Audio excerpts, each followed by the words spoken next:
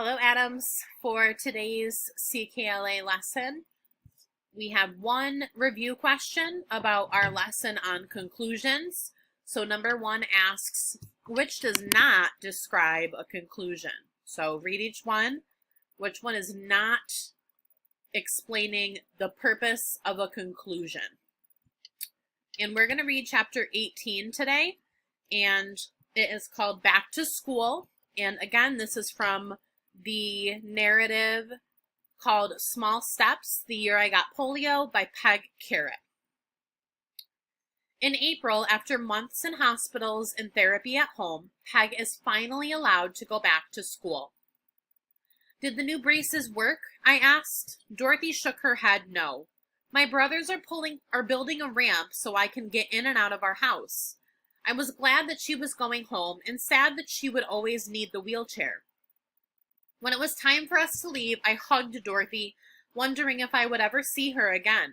We promised to write often, and that promise held back my tears. We had good intentions, but letters between me and my roommates slowed in both directions. There were two new girls in 202 now. About 2 weeks after she was discharged, I got a letter from Dorothy.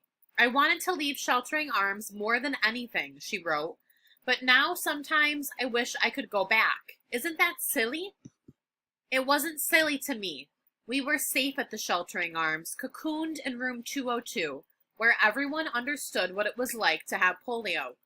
Getting around in the normal world, even in our own homes, was more difficult than hospital life. In April, I got permission to return to school. I was still on my walking sticks, but I could go up and down stairs if I held the railing with both hands and had someone carry my sticks for me.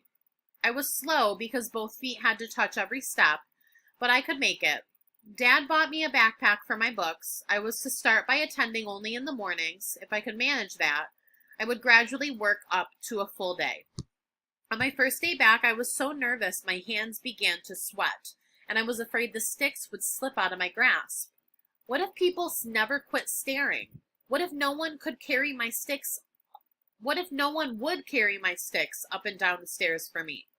What if I couldn't get around in the crowded halls and fell? Worst of all, what if I discovered that I was hopelessly behind the other kids in every class? When I walked into my first period class, which happened to be English, the students whistled and clapped and cheered, welcoming me back. All morning, kids begged for a turn to carry my sticks up or down the stairs. They offered to help me with my backpack. They walked ahead of me in the halls, clearing space. Without knowing it, I had become a celebrity. Since I was the only person in Austin to get polio that year, the whole town had followed my progress while I was in the hospital. It seems all of Austin had been pulling for me, hoping I would walk again. Rather than falling behind in my classes, it quickly became clear that I had remained equal or even pulled slightly ahead. By the end of the morning, I felt sure that I would pass the final exams. My last class of the morning was chorus practice. Thanks to all those songs in the dark, my singing voice was improved, even though I now used my stomach muscles rather than my diaphragm. As I found my seat and placed my sticks on the floor beside me, I remembered how my skirt had jumped because of my twitching thigh muscle on homecoming day, and how I had collapsed in the hall when chorus ended. I had been gone 7 months. I had been gone a lifetime. Although I returned on walking sticks, moving slowly and taking small steps, I knew that in many ways I was stronger than when I left. I opened my music and began to sing. All right. Number 2 asks, how did Dorothy expect to feel when she left Sheltering Arms, and how does she actually feel once she leaves? Number 3, why does Peg understand wanting to return to Sheltering Arms? Number 4, Peg says the girls were cocooned in room 202. What does this mean? And think more about that word, a cocoon. What does this word suggest is happening to the girls while they are there? Think about that word cocoon. What do you know about it?